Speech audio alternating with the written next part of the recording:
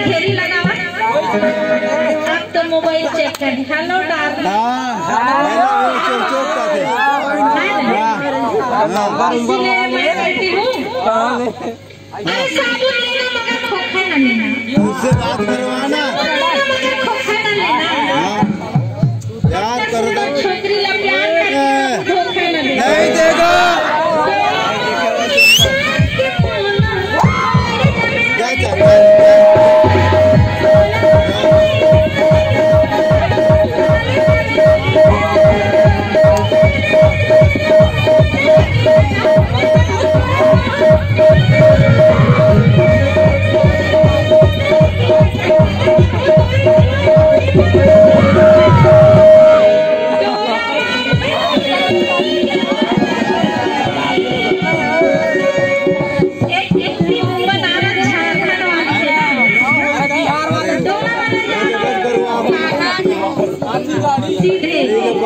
सीधे ऊपर में क्या चल रहा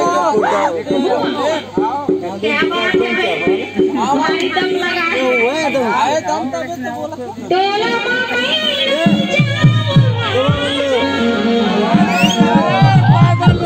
चले जाऊं तोरे से